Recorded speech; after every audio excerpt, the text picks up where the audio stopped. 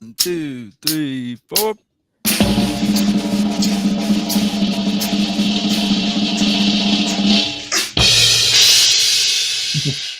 For Dom. Hey, what's happening, everybody? Welcome back to the Drummers Education Connection. My name is Jeremy Steinkohler. I'm here with my great friends, amazing drummers. These guys are the best of the best, and great teachers. Chip Ritter, what's up, Chip? Hey Chip guys. ahoy, chip ahoy, chip ahoy. Bart Robley, welcome back from the tour. Thank you. Thank you. It's good to be here. And Rick Stojak, what's happening, Rick? Welcome, everybody. Great to see you. So, if this is your first time ever tuning in, we do this every week. We've been doing it every week for the last almost 2 years, since sometime during COVID. We get together, we talk about drums, drumming, community stuff, cymbals. Sticks.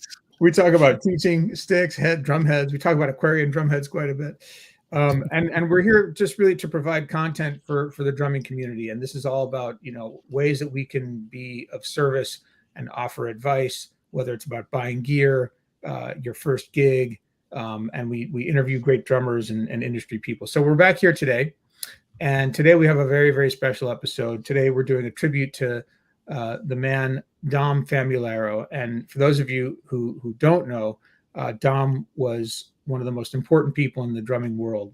He was drumming's global ambassador and brought drums and drumming and awareness of drums and playing and clinics to all parts of the world. I mean, really, if you look at where he's been, it's been like the entire globe. Amazing drummer in his own right, really one of the industry's top educators. I know, Bart, you were fortunate enough to do some studying with him and also did a couple of clinics with him. We'll talk about that. But we are going to just talk about Dom and what he meant to the community, and as a tribute to him, honor his legacy by talking about how important he was and what he's done. But before we jump in, we'll check in with our own great guys, our own ambassadors, drumming ambassadors. What's going on, you guys, for good things? What's happening good in your world? Chip, you go first, buddy. All right, I got a collaboration coming up with my good friend Chris Bryan. He's a drummer, multi-instrumentalist from Australia. He moved from Hong Kong to Australia recently. He's got tons of endorsements. He's a pretty big deal, and he's going to give me a track that has bass on it and a metronome in it, and then I'm going to play to that track and record video and send it over to him, and then he's going to put his bass on it, and it's going to be just a little collaboration video that I'm excited about doing. So that's good for me, and I'm excited about that. Excellent. Awesome. How about you, Rick? What's going on? That's good for you. My good thing relates to our show here, and that I had the privilege of knowing Dom Famularo, and I'm just so grateful to have known the man, and I marvel at how many people he influenced in such a positive way. Yeah. And it's just leaving me with a good feeling. I just feel so blessed and lucky to have known him. Nice. Yeah. Bart, what's happening to you? You got a lot going on. Yeah, I do. I do have a lot going on. I want to kind of start with what Rick said. And I want to start with, because one of the most important things to me in my life has been, in the recent years, has been this show. This show has been so awesome, and working with the three of you guys is phenomenal. And I often call Rick the positive energy hand grenade, right? and I think that one of the things that's really great about D.E.C is that energy that we get back from the community, but that we put out there. And Dom and Rick really, I did have the great privilege of studying with Dom and did a couple of classes with him, not clinics, but classes. And Rick and Dom are very much like that, really positive people, and I love that. So the D.E.C is an incredibly positive thing for me, and so that's going on first and foremost. Band just got off tour. SMB just locked and rocked all across the country this year, and played everywhere. And I have a new book, The Rhythmic Journey, Unleashing the Beat Within. I'm so excited about it. Just came out on Hudson Music for digital download. you can go there and download that, and that would be awesome. I greatly appreciate it. And I just had a conversation with my publisher yesterday. The print version goes to print this week, and that will be out on Hal Leonard's Center Stream and Hal Leonard. So I'm really excited about that. Congratulations, Bart. Thank you. Congrats. And Congratulations, Jeremy, man.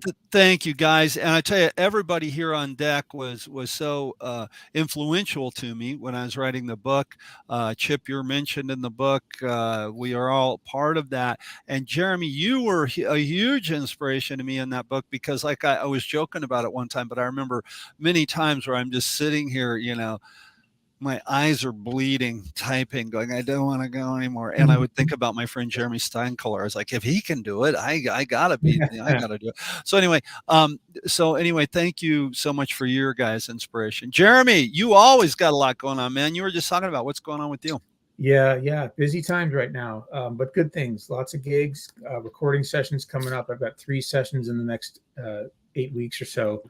And one of them is a recording session with my son, who's applying for jazz programs for college. And so we're having to make a video of him playing all these jazz tunes for all these different programs. And of course, they all have different requirements. So it's a big production, but it's cool. It's exciting time for him, exciting time for us. And I'm, just super busy with gigs and teaching, and teaching like gangbusters now. It's like I'm squeezing lessons in all over the place, and gigging on the weekends. So just hitting the ground with all the cylinders going, man. It's going great. Great, man. So cool. Yeah. So cool. Bart, you, I think more than any of us, we all have met Dom. We all spent some time with Dom. And I know he was super, super close with Joe Bergamini. They had like a really, really deep, meaningful relationship, and work and friendship and family all intertwined. I really knew him only kind of, I'd met him maybe, 3 times. I'd seen him at NAMP, at the MAM show, at a Vic Firth private drum teacher clinic, where he was traveling around to different cities with Vic Firth himself and a bunch of other drum people. Right. Open to all drum teachers, even if they weren't Vic Firth people, to help them be better at what they did, spread the gospel of drumming. Like, this was his mission, and at PASIC. And so I saw him at those trade shows and those kinds of environments. And he also, I did talk to him a little bit on my own. He was kind enough to write a testimonial for my book. I put it on the back cover.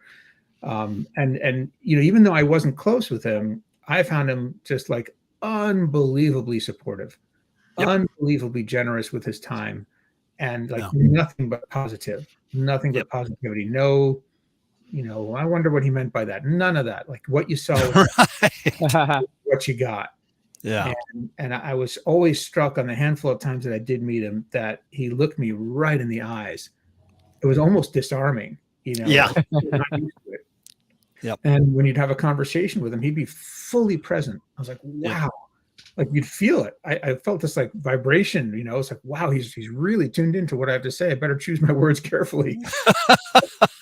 But he was just, that was how he rolled, man. He no person was insignificant to him. No conversation was too small or unimportant because you weren't some industry bigwig. I felt like he gave me, when I talked to him, I felt like he was giving me the same respect that he would give, Ringo Starr, or whoever it was that he would talk to. Very much. So Bart, I know you had a lot more personal interaction with him, and you studied with him a little bit, right? Yes. What was studying with him like? I know you have lots to say about all different things, but what was studying with him like? Studying with him was the same way, my first lesson with Dom, my first interactions with Dom were a lot like you're describing, and a lot like most people describe. And you are correct about Joe Bergamini. I know I'm jumping around here a bit. Joe, I think, posted that Dom was like a father figure and a brother to him. Yeah. We invited Joe on the show today. Unfortunately, he was unable to make it because he had a rehearsal. Dom was, he treated everybody like that. Like you said, he really, when you met him, when he was talking to you, you were the only person present, and you were the most important thing. He did when he looked at you in the eye. He had that gaze, and it was very kind, and it was very warm, and and you are correct. It was sometimes a little bit, disarming. It'd be like, or you'd be like, oh my God, I don't want to mess up right now. You really wanted to be on your toes. It was one of those things that you really thought about and chose your words carefully when you were talking to him. But he also, like you said, you never came away from it, A, not knowing what you should walk away from practicing, and B, you never came away from it feeling low about yourself.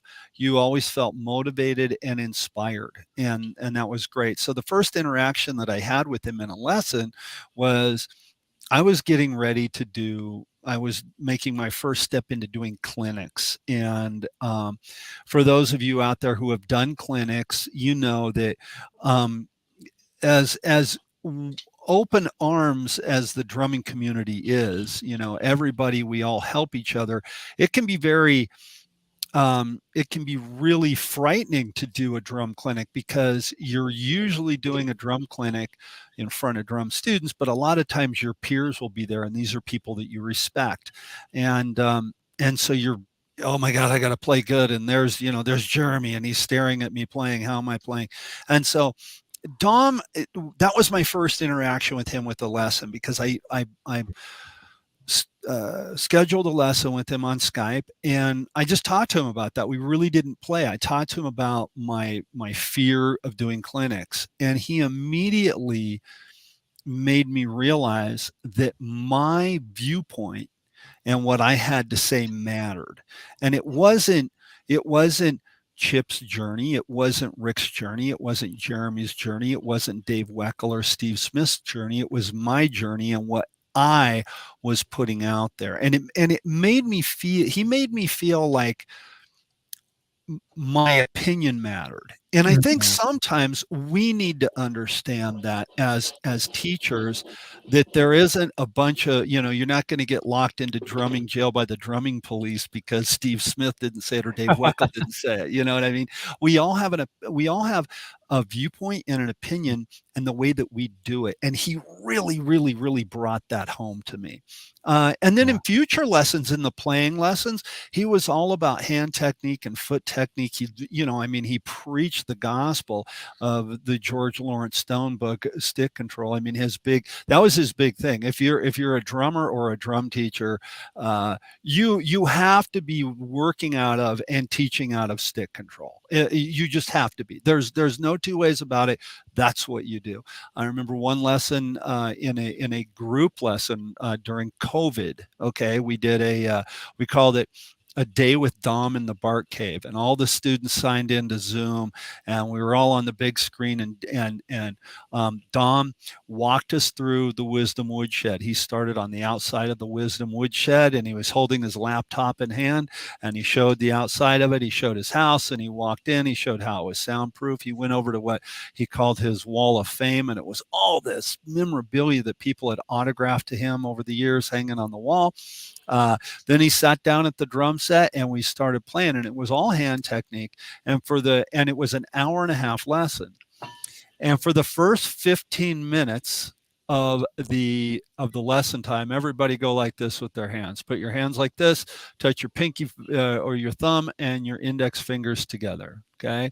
Now close your fingers, close your hands, and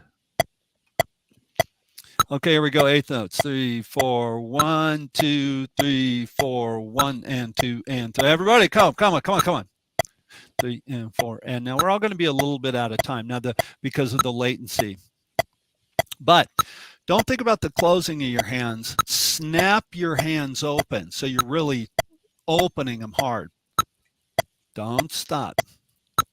And this was the first 15 minutes of the lesson. Okay, so about the first 5 minutes, there's kids over in the corner going, and their arms are bleeding, and they're just crying. But that was and he was just having so much fun with that, and all of us stopped but him. He's What like, "Dig, dig, tempo? dig, dig, dig, dig." That was at 100. I don't remember what the tempo was during the lesson. I think it was 100, I think. Yeah. But that's what we did. And then he went into some hand technique stuff. And then of course, okay, everybody get out stick control. And we went through stick control and went down the column. And he just and no matter what you did, you know, he did even on that lesson. He would look at each individual student, and on the Zoom thing, it would have your name there, and he would see you, and he would, okay, you know, Debbie, you're doing great. Now I remember that he said Debbie because it wasn't her name wasn't Debbie, it was my student Abby, but it was under her mom's name, Debbie. And so he would say, Debbie, you're doing great. And all of us, including me, were like, who is Deb? I'm going, who's Debbie? Oh, Abby, yeah. So, and he was interactive with everybody. And even across the United States on a Zoom lesson, he was that way with everybody. And again, I can go on for hours, so I'll leave it at that. But that's the way he was. That is just the way he was. And like I said, even through the computer, he looked right in the camera. You knew he was looking at you. You knew he was watching you. And you walked away from it just going, I'm a better drummer because of this today. And I'm a better person because I got to interact with Dom, and I'm going to apply these things to my life. That's what he was like. Can I stop now, Bart? Yeah. No, keep going. We got 45 minutes. Keep going. Breaking You out can into a sweat. right? Rick, you want to? What are some of your thoughts about Dom and your interactions? Well, I would say Dom was the most influential person in the drumming community ever, and there probably will never be anyone that influential in such a positive way. Dom basically paved the way. He created a pathway for drummers, and knew everyone. It was remarkable. Everyone who played drums seemed to know him one way or another. What was really significant is that he encouraged drum teaching. He was basically like our leader. He was our champion. He's the one who kind of said it, that, or described and encouraged that that's a viable career, and encouraged teaching. And he was so enthusiastic about it. It was every time you talked to him, you just felt good and you felt fired up. And he was the same way with professional drummers as well. He had an influence on everybody. And I think just the world of casual hobbyists, you could find videos of Dom and find inspiration from his words. And so he was so sincere about drumming, and so passionate about people and following your dreams and sticking to it. But everything was higher road. Dom's message to everyone in his final years and in his final words were for people to be kind to each other, to be accepting of one another, to support one another. And actually, no one did that better than Dom himself. And so he helped me on so many levels.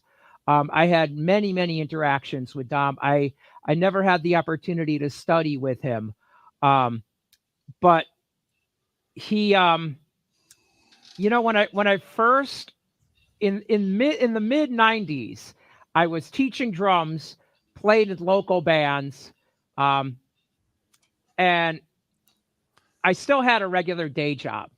And I was already an Aquarian artist, but I was a Sabian cymbal fanatic. And I thought, oh, I want to be a Sabian artist. You know, I probably wasn't ready at that point. Right. And so Sabian put me in touch with Dom Famularo about it. He was the guy who actually would be involved with it. He ran the Sabian education department. And he said, well, Rick, he didn't know me at all. He said, why don't you put together a video of your drumming and send it to me so I can know a little bit more about you? So the internet wasn't as big. And so he actually inspired me to record my very first video of me drumming, you know, other than live footage. And so, I mean, that shows how early on and how cutting edge he was. Right. Um, and so later on he ended up with Joe Bergamini running the Sabian Education Network, and they were so influential and helpful during the COVID years, because every week you get a video with Dom interviewing someone or him and Joe having a roundtable. And I truly have to say that they inspired, I feel, for us, what we do with this show. Like, Yeah, Big I time. I think, I Big don't know time. that we would have done it. And I remember, I just taught lots of in-person lessons. I wasn't online doing online lessons, and didn't have all these cameras and lights and mics and all of this stuff. And Dom was really blatant. He's like, man, if you don't do this stuff, you're going to get left behind. Yep. And it was sobering. It was like, oh man, like, I think this guy is right, but he didn't just say it like, you do it. He's told you how to do it. He brought people on, guys like Jim Toscano, the tech wizard, and explained how to do it. So he didn't just go, do it. He told you how to do it. Right. He even influenced, my brother-in-law, Gene Hoagland. Gene said that a lot of his kick technique came from watching Dom in clinics, and the warm-up exercises and the stretches. Gene does those stretches. So there's rock stars out there, who've been influenced by Dom's wisdom. And calling his music book publishing company, and calling his teaching studio the Wisdom Woodshed, has got to be the most appropriate name for anything ever. Oh my God, right? Right. Yeah. And I think a lot of us, for me anyway, I'm always like, well, what would Dom do? Mm-hmm. How would Dom react to that situation?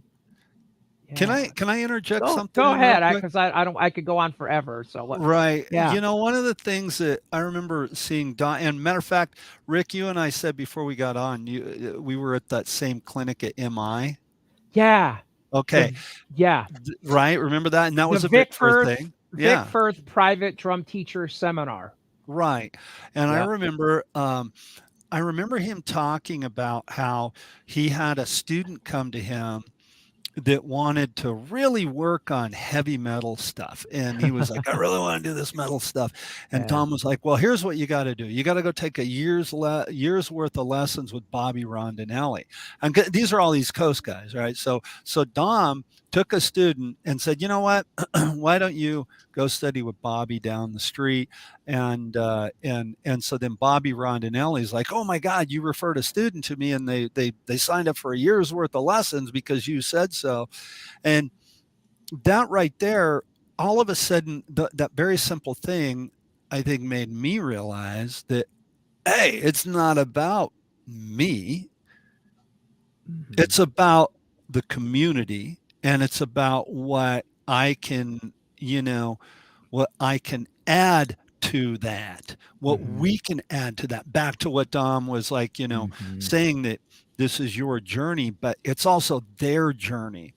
And referring people and like you said, it's very much like wanting other drummers to get involved too. And Rick, you've done that for me, I have to say, because to this day, my student Carter that you referred to me, I see him every Wednesday. I love that. Right. And that's what it's about. It's not about us. It's about the community. It's about the greater good of the sum of the whole. Right. Yeah. And of this drumming community. And like you said, he didn't care if you were playing on stage in front of 20,000 people or if you were teaching. He wanted you to be the best you that you could be for whatever it was that you were doing.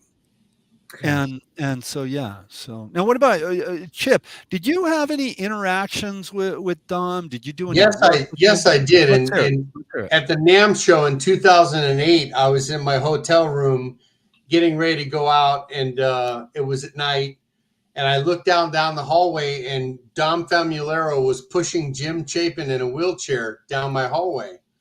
and they stopped, and I said, "Hey guys, what's happening, whatever." And it was so thrilling to me because Dom had seen me play at the NAMM show, and he said, "I love what you're doing."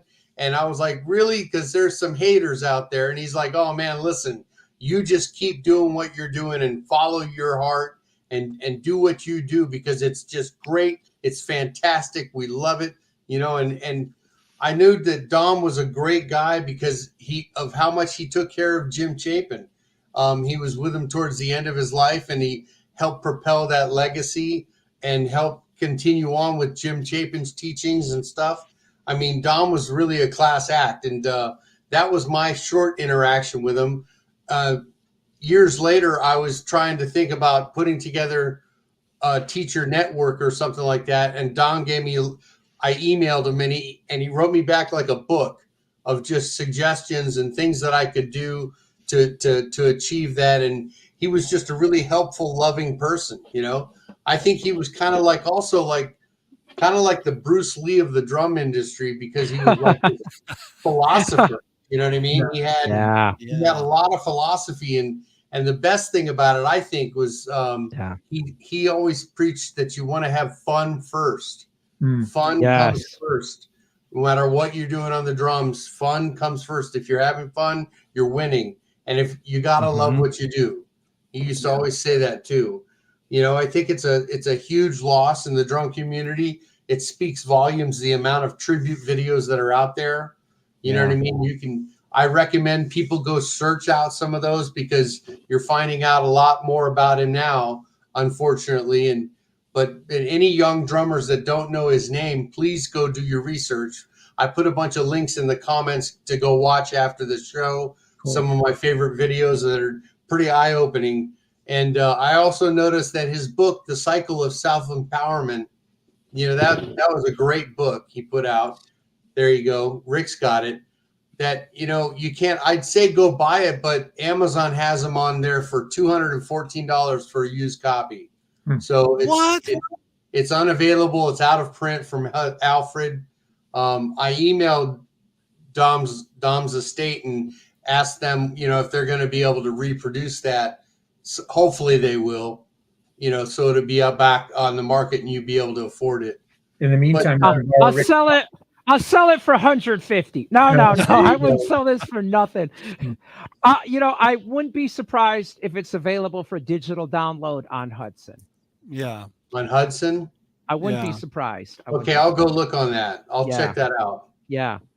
But overall, he was a great artist, a great player, a great human being. I mean, he talked about in his book wearing rose-colored glasses and remembering to take a moment to take all the scenery in and put your rose-colored glasses on and remind yourself about all the positive things in your life and all the great things that can make you smile and make you feel good and things like that. So, he was also a great artist endorser.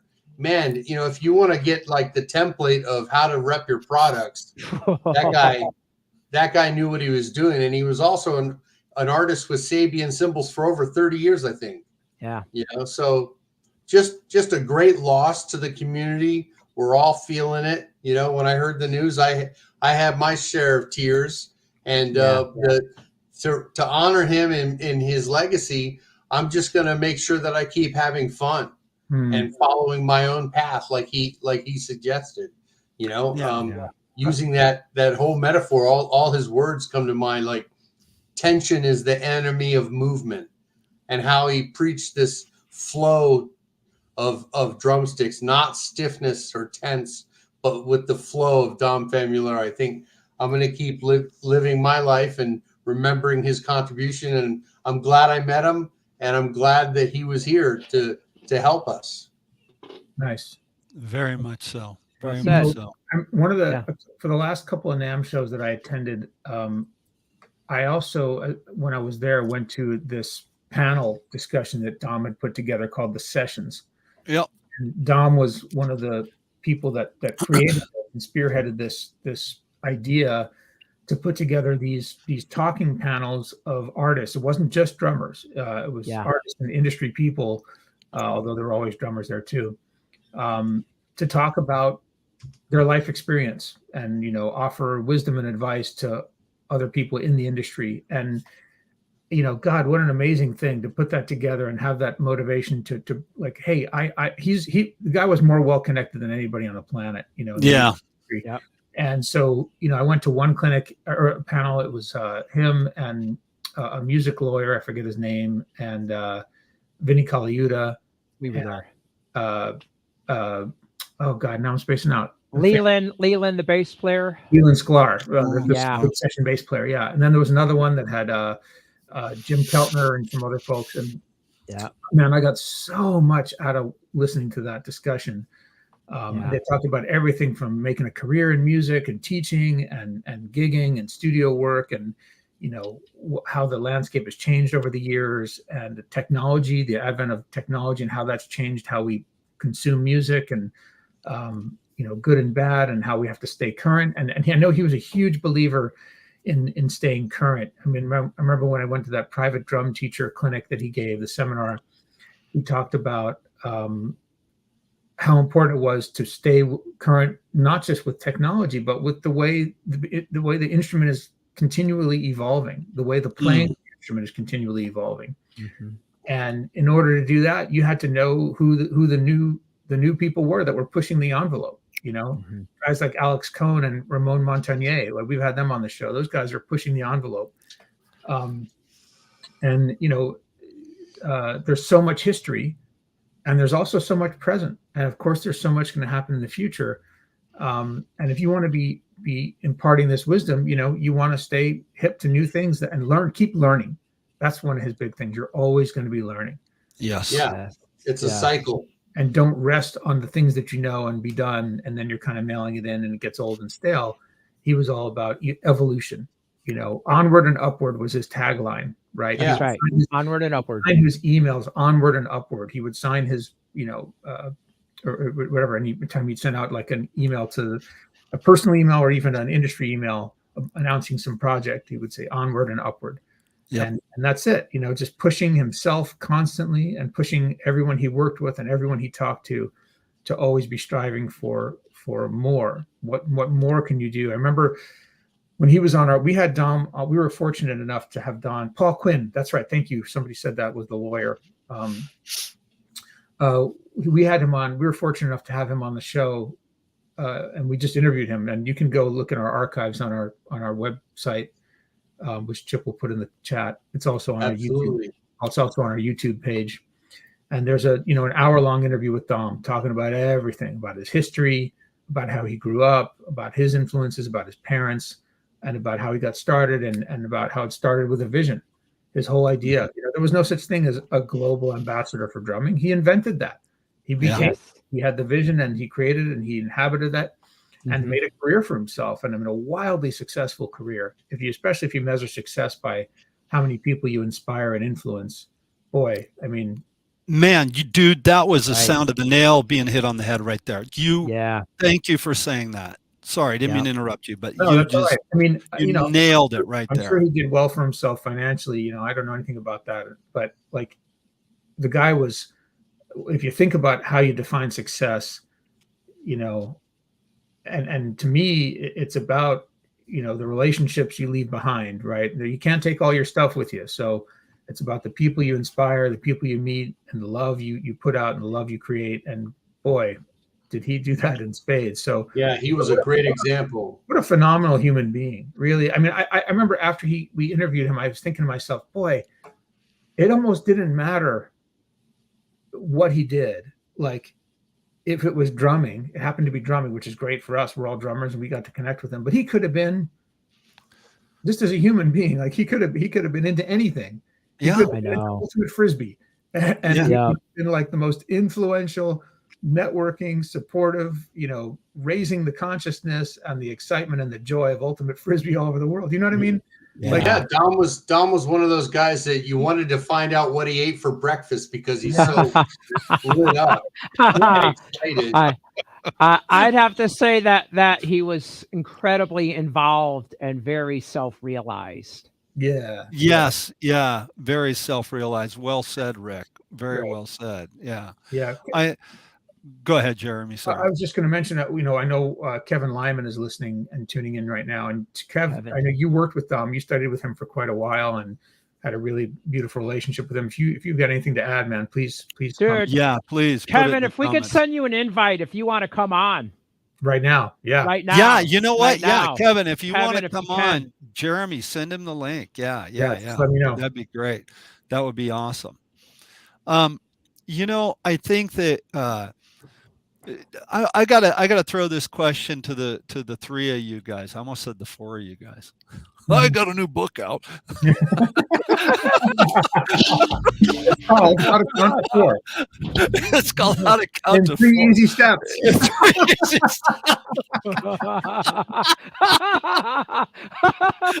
You know what? Exactly. Hey, deep thoughts with Bart Robley. I do have to throw this out there. Why is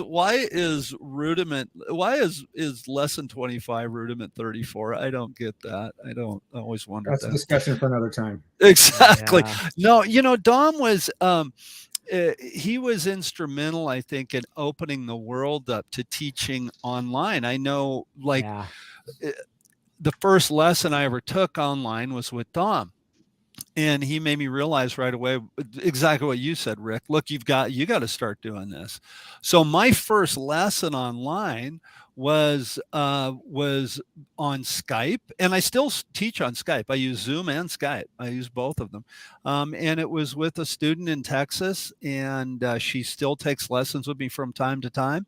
And it was really kind of archaic, I mean, it was just, there's the computer, there's the microphone built into the computer, no mic'd up anything. What was your guys' first lessons online, and were they influenced by what Dom was doing? So Rick, I'll throw it to you first.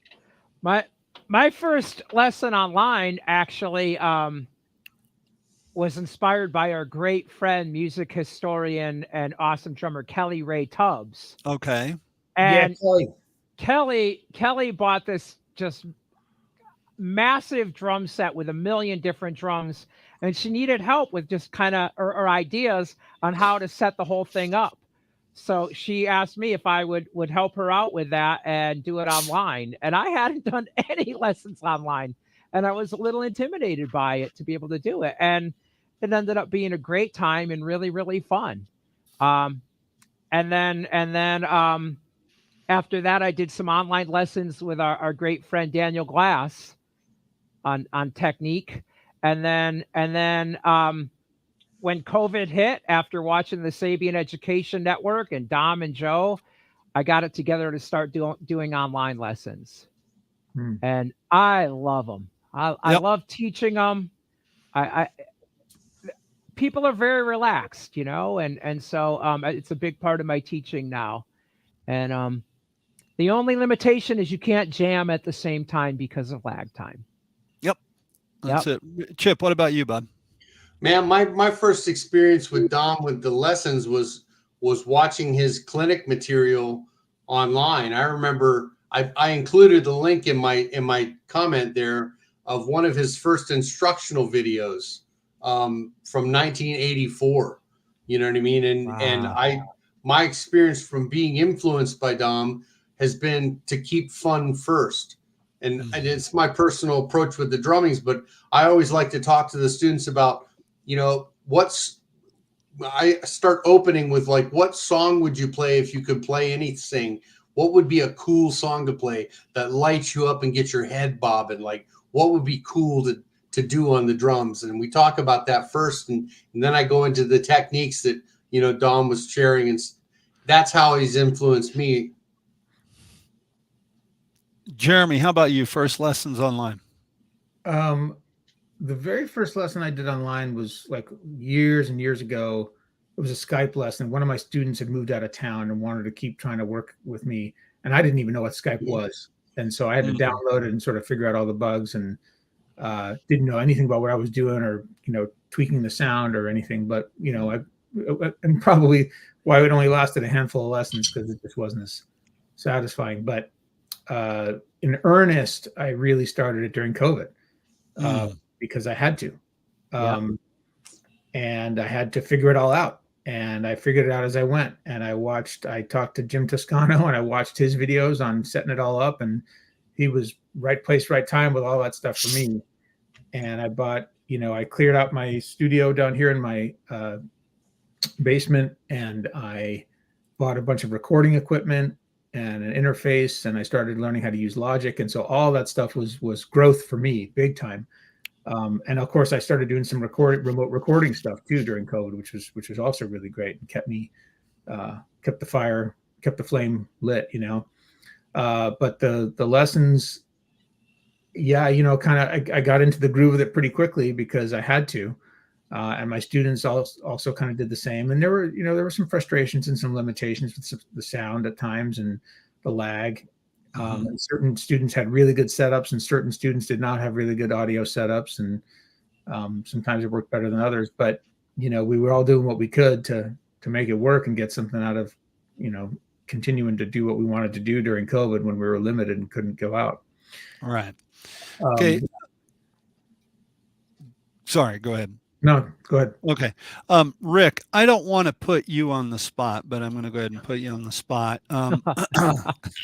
Yeah. Sorry. Out of your comfort zone. This show keeps you sharp, man. Exactly. You never know what Mark's going to throw at you. And hey, no. We talked about this before we started. You were talking about reading Dom's last post that he put out for everybody. Would you do us the honor of reading that for us so that we can hear it, and then maybe we can either you can do the whole thing or we can do sections of it or something like that. Sure. For the people that haven't seen it, I think it's pretty deep.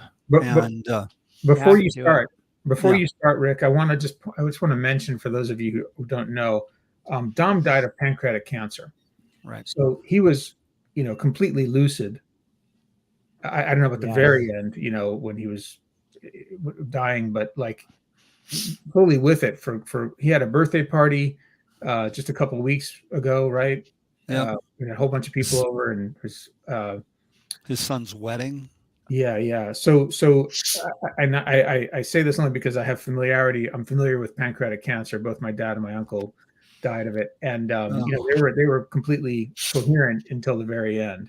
So this is Dom with his last words, imparting his wisdom, fully there.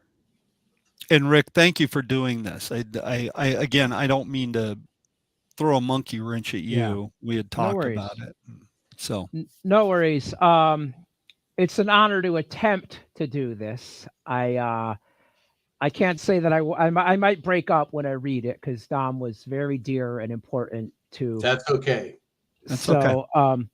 All right. So this was Dom's final words. Whew, here we go. Well, I've entered the last stage of this life, and I wanted to share some thoughts. The end only comes when we fulfill our purpose. I have completed my essence to matter. That he did. I'm so grateful for the people who I met and those I created. My wife, Charmaine, was a gift to me. She was at my side through all this cancer journey. Charmaine empowered me and showed me and taught me love. Thank you for being you. She delivered my incredible, compassionate, and fun-loving boys, Dom, John, and Max. Fatherhood has been a great responsibility, reward with endless love. Their partners have been a blessing, Juliana, Aubrey, and Tess. I know he had a very close-knit family.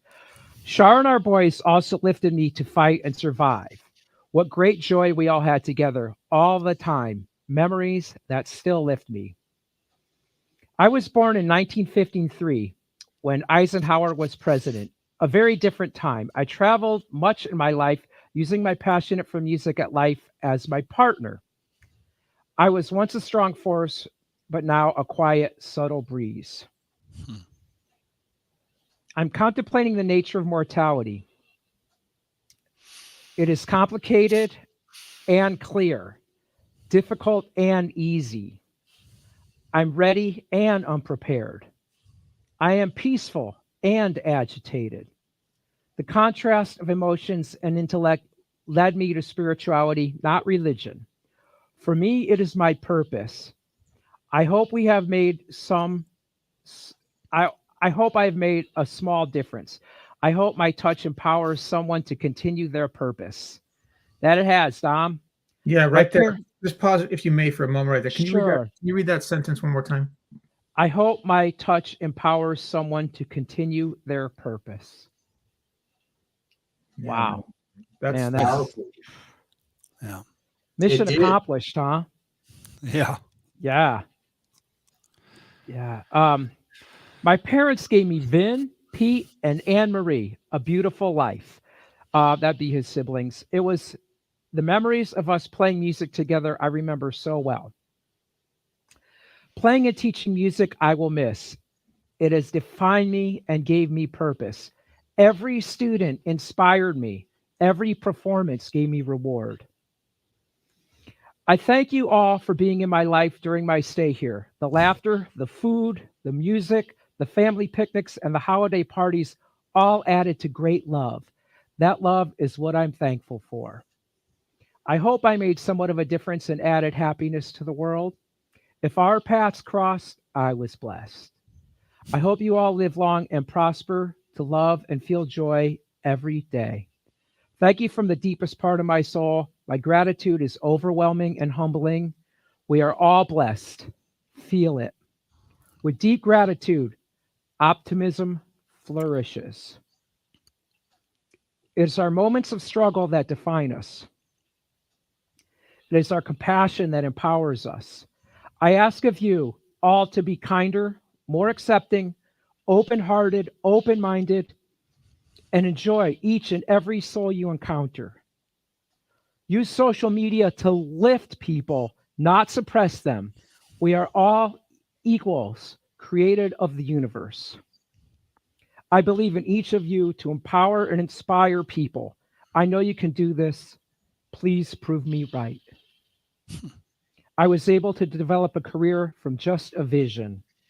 I know you can do something to build on this. I dare you to do better. I know you can, and good luck. Understand your beam of light will turn into a full, colorful rainbow. Shine away. I hope I earn my stay on Earth. I hope to meet again on the other side, onward and upward, Hmm. with love. Thanks for putting up with me. Dom 3.0 upgraded, complete. I'm overjoyed. wow. That was beautiful. That was awesome. Rick, thank you for doing that. Yeah, for thank you, doing that. Rick. You did a You're great job. welcome.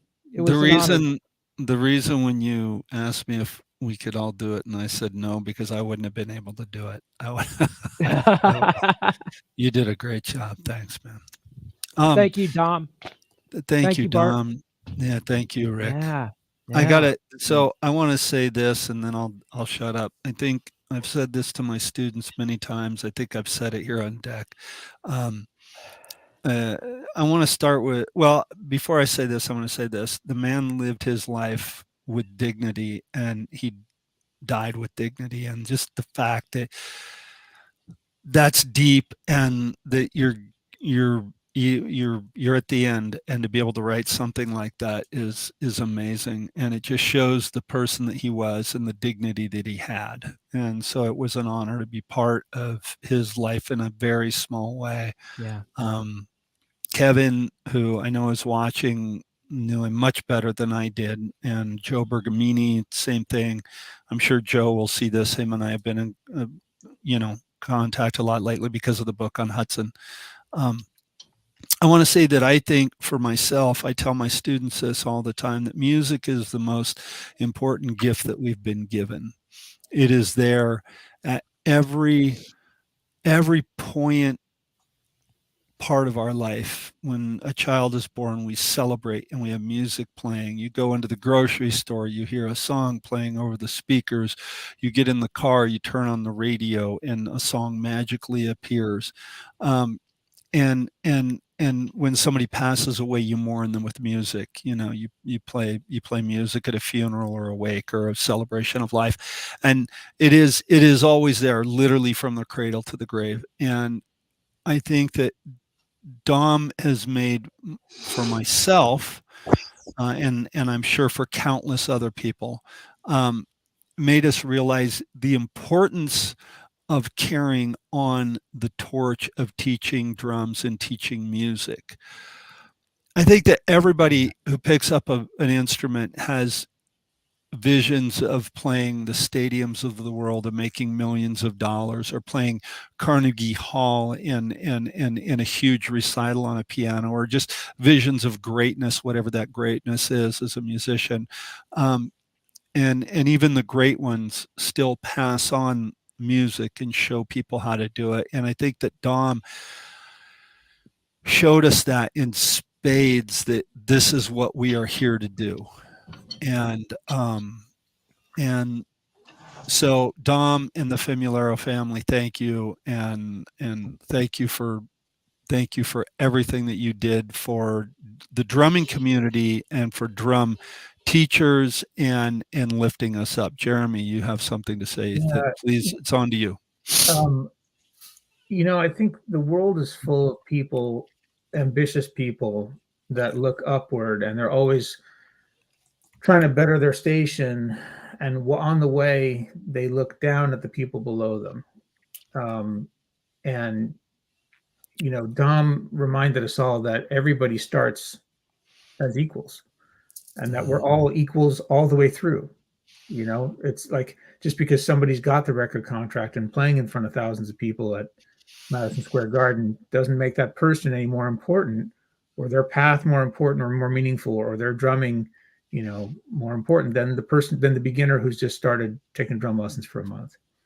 And that was what he brought to every interaction, whether it was with a beginner drummer who just starting, who he didn't know, or the world famous rock star. We're all souls. We're all made from the same dust, and he treated everybody with the equal amount of respect, and saw the potential, in everybody he met. So that's just a beautiful thing, man. Yeah. There's a quote that he posted. I remember Dom posted this quote on Facebook, and it says, "If a man does not keep pace with his companions, perhaps it is because he hears the beat of a different drummer. Let him step to the music which he hears, however measured or far away." From Henry David Thoreau. I think that's a great quote, and Dom definitely personified that. He definitely stepped to the beat of his inner drummer. Yeah. And look at in his last words, it wasn't just a reminiscing or a trip down memory lane and look at all the things I've done. It was like full of gratitude, and still trying to empower and uplift everybody else. Yes. I love that part. I dare you to do better. I love that.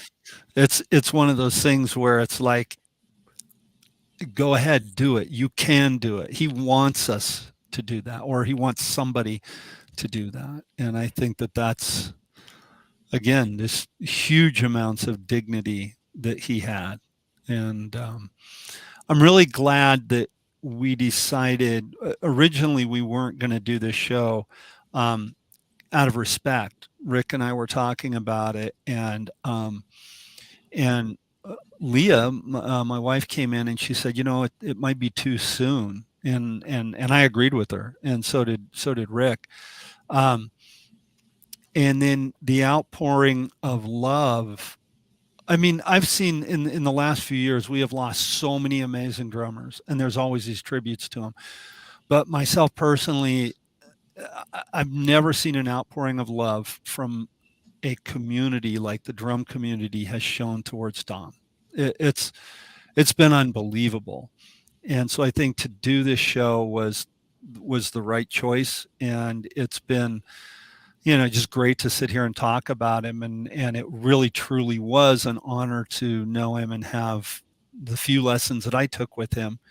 Again, Kevin's watching. I'm sure Joe will see the show. And I'm not going to pretend to know Dom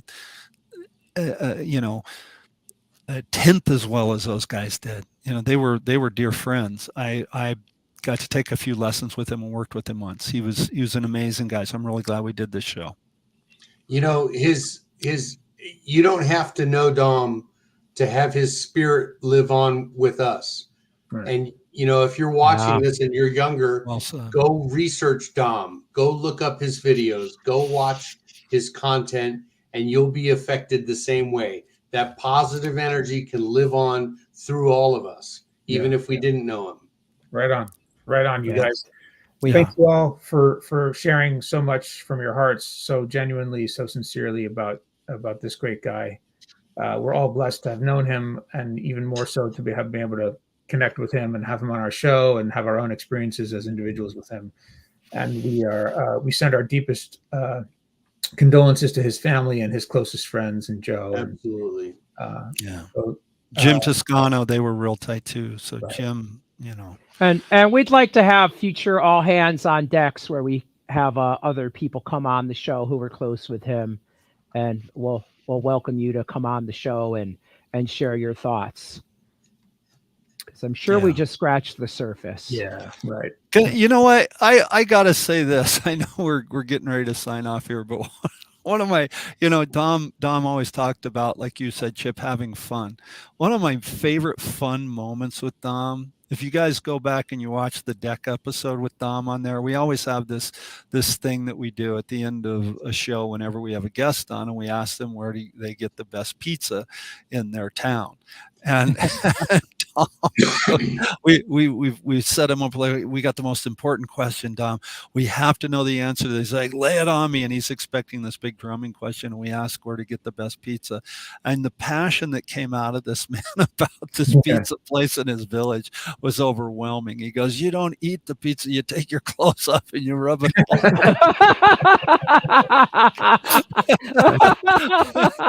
And I just thought that was beautiful. So I don't know why that just jumped in my head, but it did. And I think it goes along with the, you know, with his personality of who he was and the passion that he had for life. So It absolutely Great sense does. of humor. Man. Keep Yeah. fun first. If you're having fun, you're winning, is what he used to say. Yeah. yeah. All right, guys. And to all of you out there, thanks for tuning in. And you all keep having fun and keep doing what you do, being the best version of yourselves and uplifting yourself and those around you. We'll see you next week. Drum roll for Dom. Let me Drum get. roll for Dom. Okay, 1, 2, 3, 4, rolls out. 1, 2.